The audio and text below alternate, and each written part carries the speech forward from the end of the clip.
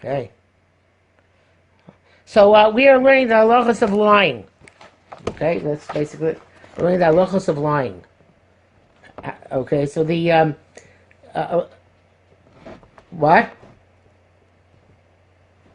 You want to be muted? I'm not. I don't think I have. Oh, I do actually probably have control of that. I got it. Okay. So so last week we said that it's not necessarily an issa d'oraisa to lie outside of Beis Din. Inside Beis Din, it's an issa d'oraisa to lie. That was actually in last week's parsha. Lo shakru ish b'miso. Do not lie to each other. When it says midvar sheker tirchak, to distance it, the distance from sheker, which is in Shmos Chav Gimel, that actually could mean that you're supposed to distance, but not necessarily that's prohibited. Some say it means that, on the contrary, it's more prohibited than something which is just tishamer, to watch, not to do. This is tirchak, be more distant. But in fact, clearly there is no specific prohibition in the Torah to lie outside of Beis Din. That seems to be the predominant opinion.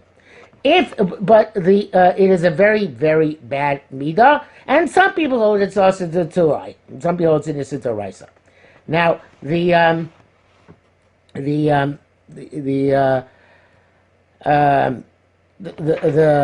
sefer which you're using, Emes Knei, mentions that it's not just to speak that is asur. It's not just to speak that is asur. That's a given. But even to listen is forbidden. And even in a suffix sheker, it's forbidden to listen to it. So it seems that the prohibition on that is lifnei iver, because a person can't lie to you unless you listen to the lie, or at least misayed over or you're helping him to lie by giving him the person to whom to lie. But also the Sefer Chinuch says, mitzad harichuk, mitzayin daled. Mitzad harichuk, in order to distance us from lying, he's iranu shaloni taz neinu klal shum davar k'shal shov sheker. When it says dvar sheker tirchak, it means he is saying a lie. Distance yourself from the lie that person is saying. So that means that you're supposed to not listen to what he's saying. And even though even though we don't know clearly that thing is forbidden, that what he's saying is a sheker, that's not lashon hara, sheker. Sheker, not just this is.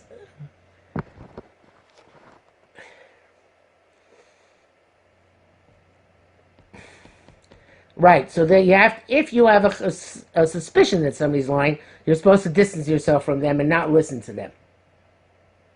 Okay? It's not, obviously you can never know. It's not like lashon hara, because, he could be lying about the news. So it's not the same prohibition. And therefore it's not as definitive. But if you can, you're supposed to distance yourself from any type of, for listening to dvar sheker. Okay, even saying a person who's talking and he's saying things which can be taken in two different ways, right? It's if his intent is to cause somebody else to make a mistake, and and his words can be understood by the other person as sheker, that's forbidden. Okay, unless it's a place where the Torah says you're allowed to be mishane mipnei hashalom, right? That's what we learned from Yaakov. When Yaakov came in to steal the brachas, he said, "Anochi esav b'charecha," right? That could be what? Yes, but it's not in the Chumash.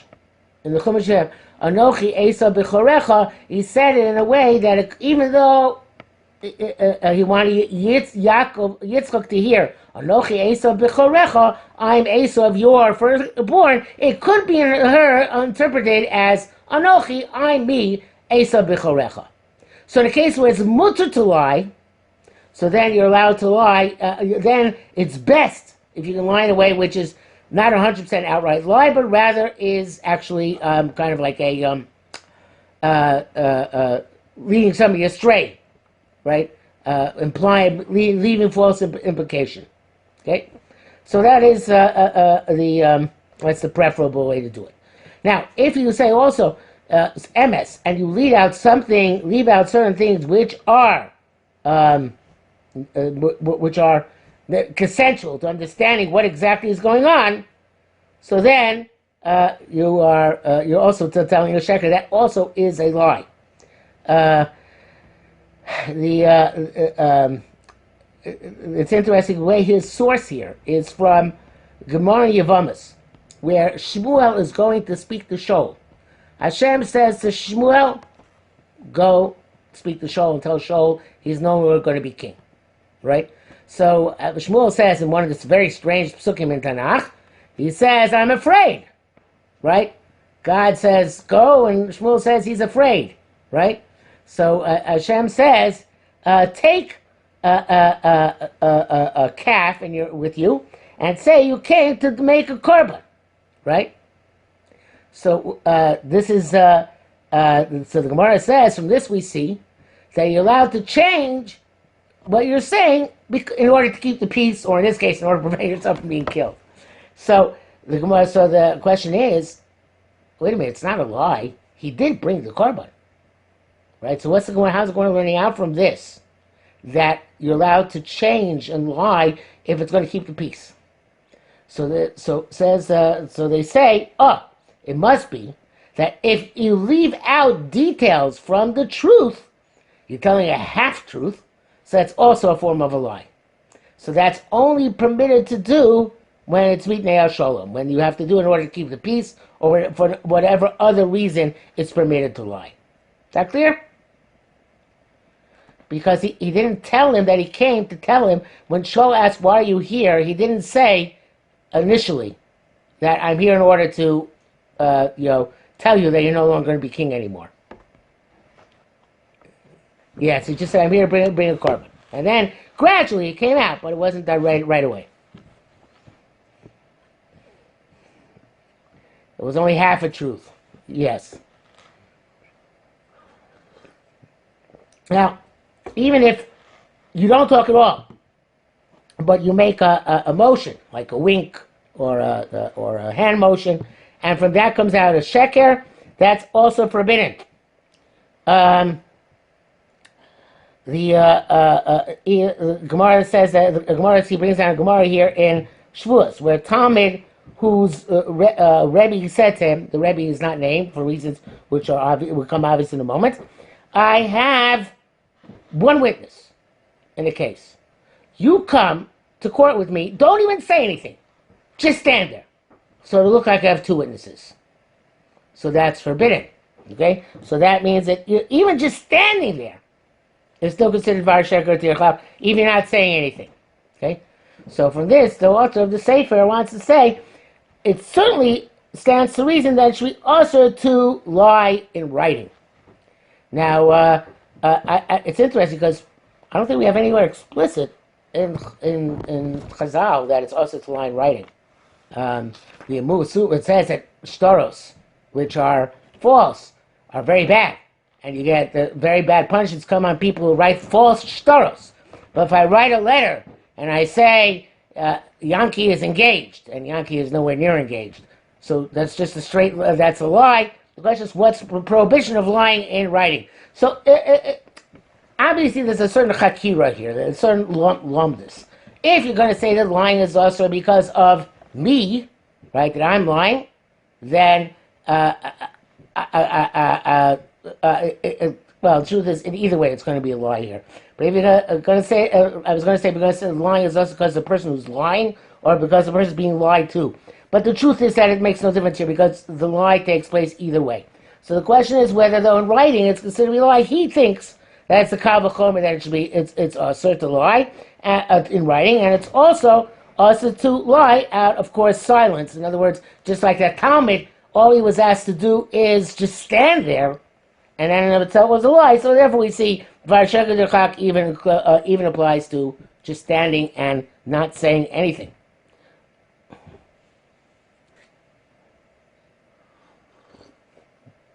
It's a question whether it's about lying or deceiving. What's the prohibition of lying? It's a question deceiving. In other words, I tell a lie, but it's not a lie which is deceiving you in any way. In other words, I'm not trying to rip you off or to lead you astray or to do anything which is going to make you have a misunderstanding, which is going to have ramifications.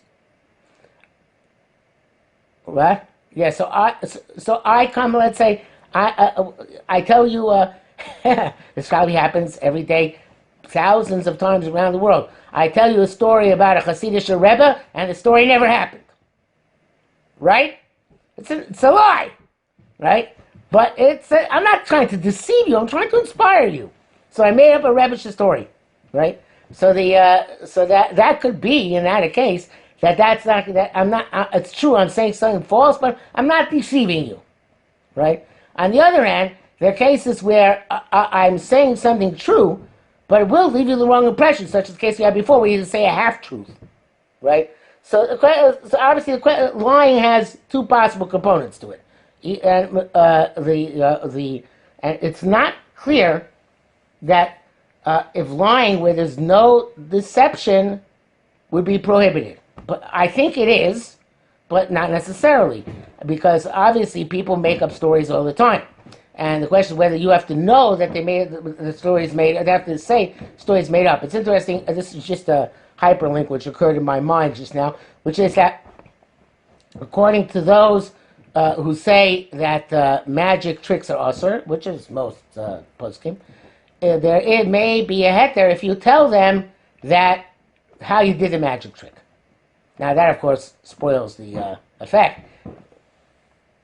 Yes, that is a form of sheker. Achiza seinaim, causing an illusion, is a form of sheker. So there, if you lie, but you don't deceive, because otherwise afterwards you say, okay, this is really what I did, right? So then that could be seen to be a form of entertainment, not a form of falsehood. So it could be that this is something which we're going to have to clarify as we go along, what exactly the parameters are. But yes, certainly magic, sleight of hand, is a form of lying in and of itself, right? I think that the person who goes to a magic show goes knowing and willing to be deceived.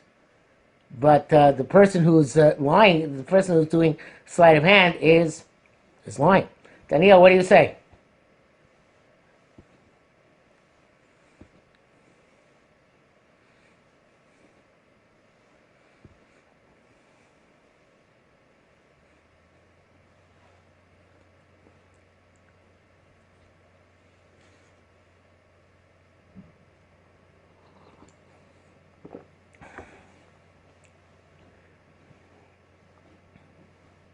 I think it's sheker.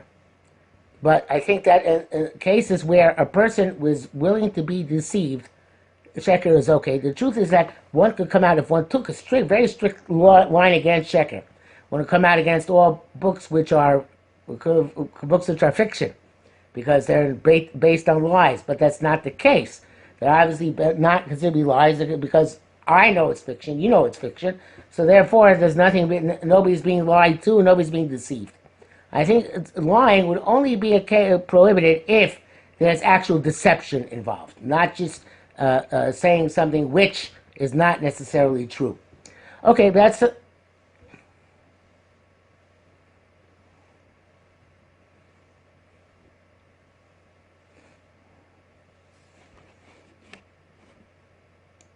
Right, so if you go in to it, and it depends also on the age. In other words, if you're a little kid, then I think you might actually wish that, or try to believe that it's true magic, right? So the magic is true, so that would be more problematic. If the adult is going to a magic show, so then they have no premise to believe that the magic is actually taking place. So I'm not sure, it could make a difference who the people who are attending are. If the people who believe in magic, then you have a bigger problem.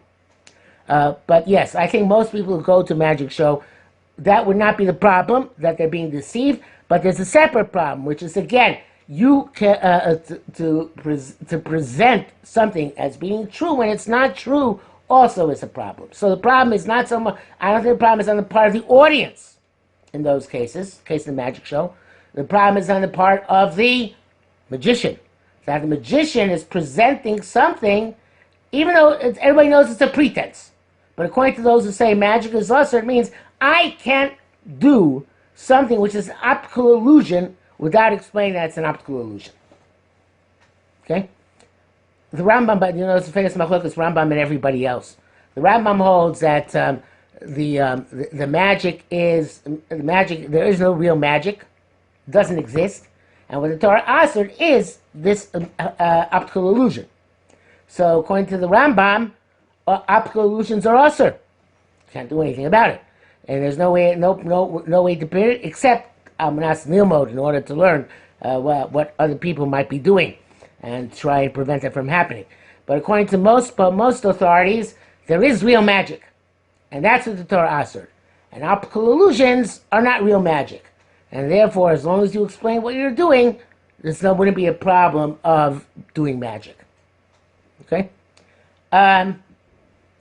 So now, the question is, let's say I'm lying to you as a joke. Right? I want to tell you a joke, and therefore, people do this all the time. They say, we're not going to believe this, but blah, blah, blah, blah, blah. And the person says, really? And you say, no, I'm just kidding. So the question is whether that is considered to be a lie and is forbidden or not. So he says here that mimidas chasidus, it's also to lie in a way in which you're deceiving other people, even if it's just for a joke. Okay? He brings this down from the Mesilas Yesharim and from the Chafetz Chaim and Sfas Tomim. Okay? So obviously these are not halachos for him. It's the Chafetz Chaim not in Mishnah Berurah, but in Sfas Tomim, one of his Musars for him. So that's what it means. Midas Chasidus, in other words, it's a bad midah, even to joke with a person and lie. But he says, when we do this in order to make people happy, and we're not causing anybody to do something wrong, there's no actual deception of ramifications, then he says, Lichora ein bezeh shum iser. There seems not to be a person that, and the source of that is Sheker nohagu ha'olam. That's the custom of the world. V'lo shamanu shmachmirim bezeh. We don't find people being machmir on this. We l'chlal lishna b'nei adam, and it's how people, when you're joking with somebody, when you lie as a joke, okay? You say, in the yeshiva, you say, the mashgiach is coming, right? And mashgiach is not coming. So that is, he says, that this, in the footnote, he says that this is, we consider this to be something where the people are accustomed to do it, so therefore there is room to be lenient. And the truth is that, if people become accustomed to jokes and know that jokes are not the same thing as lies, so then it could only be a midas chasidus not to do something as a joke. It can't be actually an isser to do it. Anything which becomes a convention, universal convention or dominant convention, can't then become prohibited. It can become midas chasidus. It's not something which a very pious person would do, right? A distinguished Rav would not perhaps joke around in that way, but we can't say it's actually usher. Okay? He brings down here that there are people who are careful not to lie even in thought. Now, he brings down here for the Medrash Tanchuma that the Medrash Tanchuma says in Parshas Mitzorah that Tzorah, one of the things Tzorah comes for, Tzorah seems to be a catch-all condition. Anything you can, basically, there are lots of reasons for it. But one of them is brought down there, Machachoshe Machshavos Shel Sheker. Somebody who thinks thoughts of falsehood. Now, I don't know exactly how that works, because if you think thoughts of falsehood, you know that they're false. So what's going on? I mean, how are you thinking thoughts of falsehood? And if you think they're true, then you think they're true. So it's not clear what exactly it means here. He brings down here, we know that, is that, it could be, rationalization might be considered sheker, but in other words, you're lying to yourself. But don't we always know when we lie to ourselves? Okay, that would be a good example then. A rationalization would be a good example of lying to oneself. Okay, so okay, I like that. Fine, I'm willing to accept that. And he sings down here that that's a good midah because if you lie to yourself, you lie in your thoughts, so eventually you're going to lie in practice. So I guess it's an interesting idea. Okay, so anytime there's an isur shev sheker, it applies both to men and to women at all times, in all places, and especially adults should warn children not to lie. He brings down here that this is like any other mitzvah or any other halacha, which is a thing that also should apply to ketanim because of chinuch. Okay? All right. That's the end of the first parak of the sefer, Emes Knei. Now we're going to the second parak. It says in Torah, as we said, midvar sheker tirchak. That means that not just the explicit words of sheker, but there's also an obligation to distance oneself from anything which can cause or sustain a sheker. What does that mean? So obviously, if you deny somebody who you owe money to, or who gave you an obligation for safekeeping, or who's your employee, then that's the isur of lo sechashu, lo sechakru ish b'miso, not to lie to another person. If you lie against somebody in testimony, then you're over lo saneh b'recha eid shoker. Now, obviously, that's one of the 10 Commandments, right? Lo saneh b'recha eid shoker, and it's sometimes misunderstood. I don't think by Jews, but I think by non-Jews, it's sometimes misunderstood to mean that not supposed to lie. It doesn't mean that. It means in court you're not allowed to lie against somebody, where it's going to have devastating ramifications. Okay. Then he says that. Yeah. That's what it means. Yes. Only we don't administer an oath to a witness, but yes, it's the same principle. Okay. So the somebody who's treacherous or deceptive in business dealings, he is not really lo shakru, but is another prohibition, which is lo sonu ishis amiso. Don't rip each other off. Okay, it's a related prohibition, but not the same prohibition. Now, here comes a very, very interesting prohibition, which is used a lot by many modern poskim, which is, some people say it's forbidden to change divrei Torah. Even the Malchus, the government, has decreed that you should reveal divrei Torah, which can cause all sorts of friction between us and the government. You're not allowed to change the halacha, and you have to be moser yourself on Kiddush Hashem. Okay, so this is called by Rabbi Hershel Schachter Ziyufat Torah. Goes to Gemara Baba Kama Daf Lamed Ches. Gemara Baba Kama Lamed Ches says that there were two Roman officials who were sent to learn the entire Torah, and Chazal taught them the entire Torah, including where it says that if an ox of a Jew caused the ox of a goy, the Jew is parted from paying. And they said the goyim who came to learn the Torah said to the Jews, they said, we're going back and we're going to teach all of the Torah to our people who sent us, except we're not going to tell them this, because if we tell them this, you're going to get in trouble, because it doesn't sound right. So the question is obvious: why did the Chachamim who were teaching the Romans not tell the Romans this halacha, right? Or change it a bit. So the answer that the Marshal, the Yam Shlem, why didn't the Goyim tell the other Goyim the halacha? That was nice of them. It's a favor. But why did the Jews teach that halacha to the Goyim?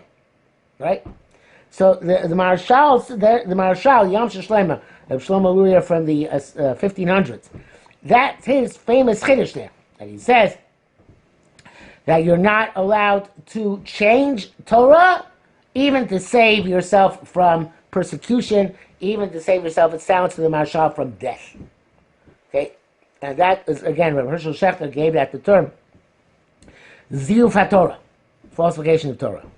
So when in the 1980s, when they first started doing women's minyanim, so several Rosh Yeshiva and YU put out a tshuva, and the tshuva said the women's minyanim are not a good thing for several reasons.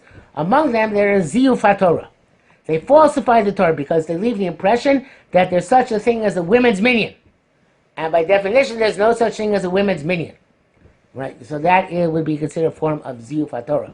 I was once when this tshuva came out, I was learning in the Mir Yeshiva in New York, and for some for the fun of it, I applied to a job to be the Orthodox rabbi in Harvard, and I had no intention of taking the job, but they called me up on the phone, on the payphone back then in the Mir Yeshiva, and I had to have something to say. Why can't take the job? So I said, well, they came out with this tshuva from Rabbi Sheker and other Rosh Yeshiva, in which they said that women's minyanim are ziyuf Torah, they're falsification Torah, and it's a problem for me to come to Harvard where there is women's minyan. So in true Harvard fashion, they said to me that I don't remember the entire conversation, just this line. They said, "Yes, we know about that tshuva. We were not consulted about it." So the arrogance. You feel Harvard should be consulted before posting put out a tshuva. But that was the time when this notion of ziyuf HaTorah was brought out as a halachic argument to forbid women's minyanim. It's interesting that Sheker uses that in a different context, which has to do with kashrus and eruvin. He says, there's a shita that if you do an issa d'rabbanan b'shogeg, you unintentionally transgress an issa d'rabbanan, there's no kapara required.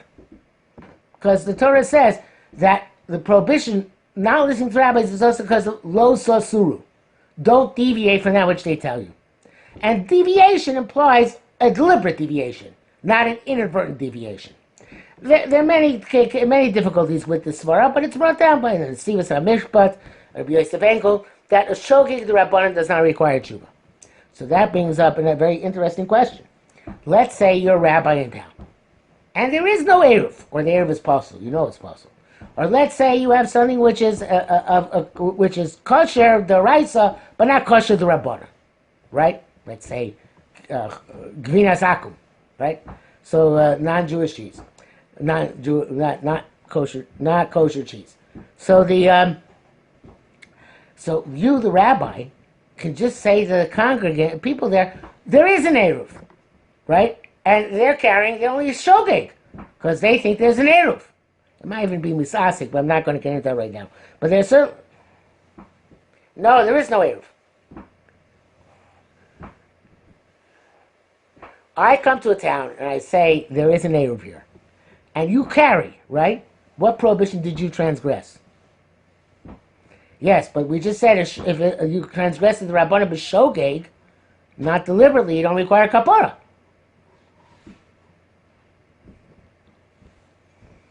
That's his question. Why not do with a hechsher too? Right? You have a hechsher, maybe some hechsher are based on this. Who knows? That you have because something which is possible isn't the Rabbanan, and you say, okay, it's kosher, and since they don't know better, they're just shogeg, so no problem, right?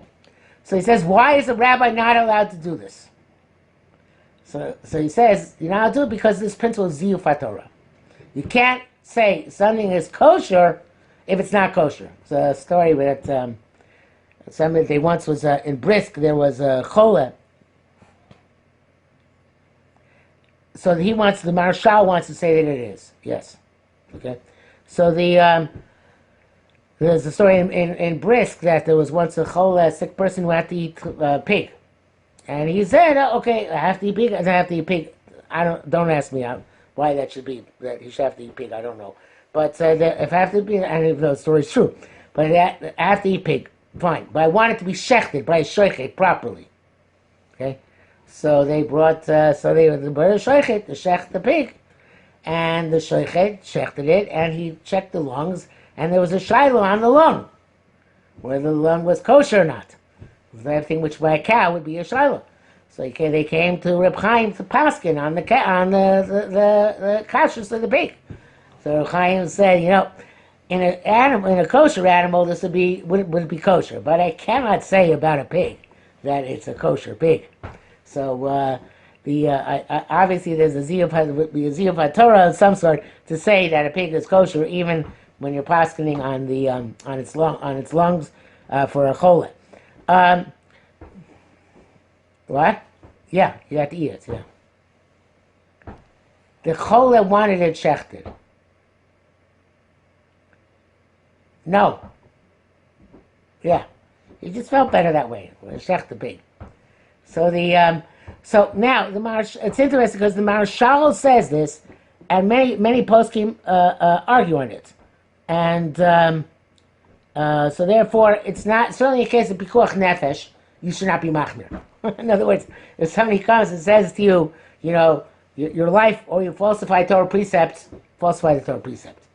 But obviously, in a case where it's not life-threatening, it's appropriate to always tell the truth about what the Torah says and not to distort it, even if it's convenient.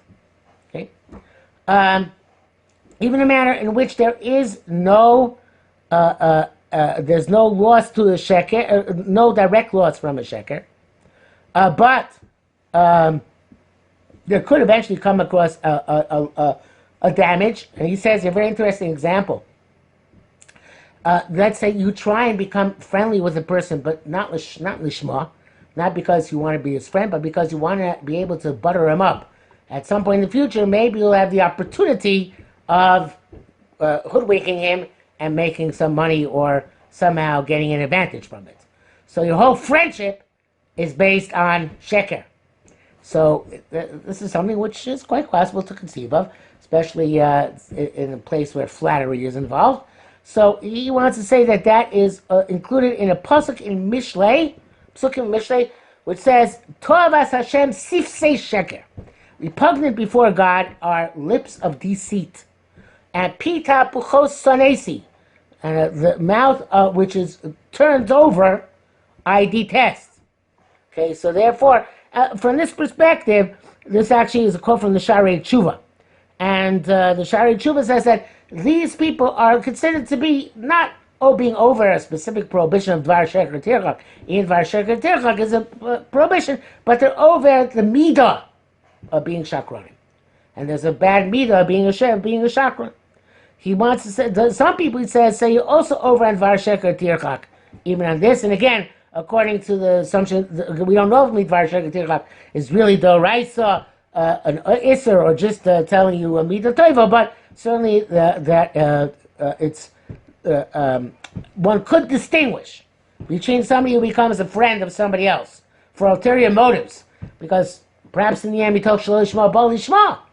right? Maybe you really become a better to become a friend, l'shem being a friend, not l'shem being somebody who can later take advantage of. Then there's another level, which is if I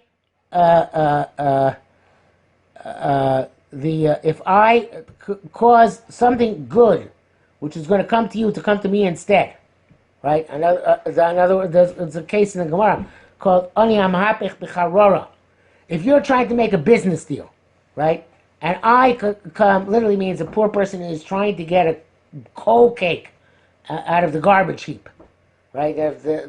Something for him to eat, and another guy comes and swoops in and gets it instead. The first Ani didn't get it, never acquired it.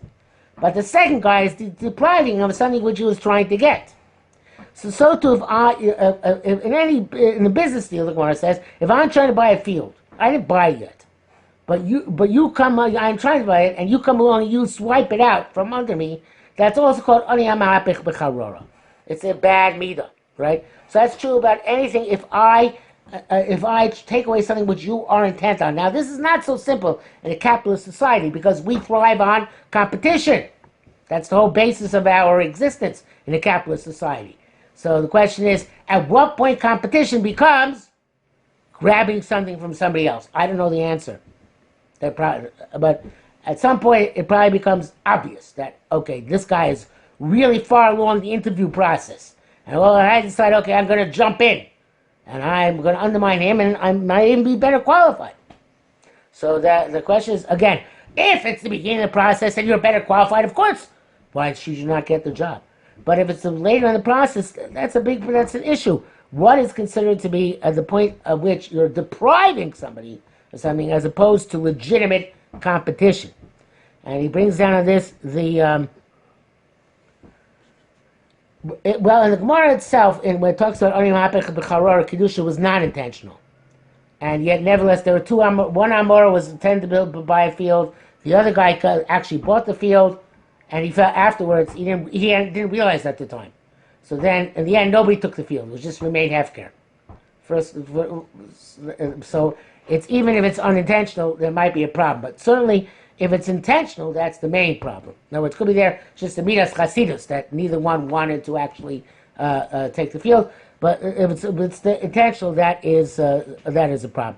And he says that this is a part of kol machlif. This is from Rabbeinu Yonah as well. Shai Tshuva. Kol machlif b'diburo is kilu ovi avodah zara. And he brings down here from the Orchot Tzadikim. Somebody who tells, if I come and I give good news to you, and I'm lying in order to get a gift from you, that kind of lie is also considered to be a form of machlif b'diburo. I don't know why that's not outright theft. I mean, I guess because it's a gift. But if it's, I would say I should say it's more usher than just deceiving a person if you're trying to get a gift from them.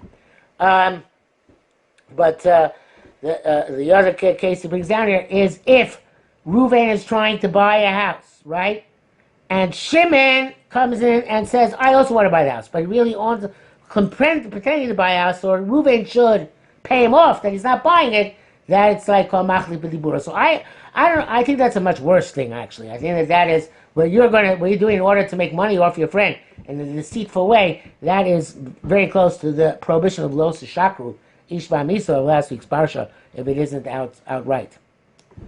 Okay, according to Rabbeinu Yonah, all of these types of lies we just talked about in the past few minutes are not ones which you're allowed to change mipnei hasholom, or for other reasons. But others argue and say that as long as they're not explicit prohibition of Torah, you're allowed to be mishana mipnei hasholom. So again, in basting, you're not allowed to be mishana mipnei hasholom. I can't change or alter my testimony in court because I want to keep the peace. But any place, our general understanding is that any place outside of Basin, one is allowed to actually change to keep the peace. And even, as you said before, even the case where the Marshal says it's Ziyuf Torah, if push comes to shove and there's going to be devastating results, you're also allowed to change. Now here, he speaks about what we said before, and we'll finish with this tonight. Somebody who makes up from his own heart, in other words, inside for a story, or he changes the story that he heard, even though he gets no advantage in the sheker, and he doesn't cause any loss to any other people, this is considered to be meshaker. And at the end, this love of sheker will bring him to be an aid sheker. So this is clearly not a true prohibition. As Rabbeinu Yonah is saying that this is even to tell a fairy tale is considered to be a bad midah because it brings it to be an aid sheker. Now, I think Rabbeinu Yonah lived in a period when there was no such thing as fiction, right? They didn't have fiction. They didn't even have. It was before Hasidus, so they weren't even Rebbe Shemaisalach. So I think that once the world became accustomed to fiction and to stories about Rebbe's, the famous statement about the Shivchei Abesh, the stories of Baal Shem Tov, right? It says, if you believe they all happened, you're a fool. If you don't believe that they could have happened, you're not bikoris, right? So that obviously from that perspective, we know that any story which is told about a Rebbe, one has to take with a grain of salt, and not just about a Rebbe. So I think that the standards have changed from the time of Rabbeinu Yonah. Perhaps that's Hiskatnu Sadoros, but that is the standards have changed. Yeah. What?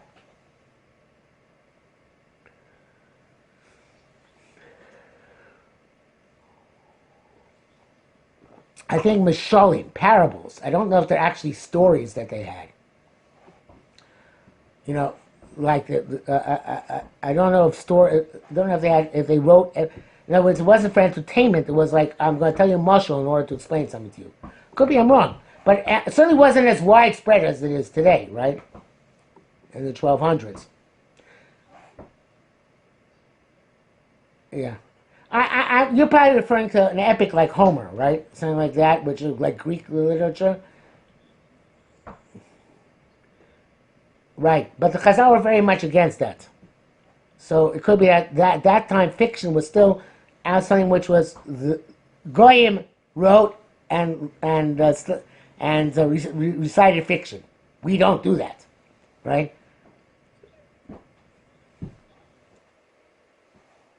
It's a good question. What? Yes, it's a good question. I think that because the intent of fiction at the time of the Greeks, etc., was meant to be connected somehow with avodah zarah or with all sorts of averos, right?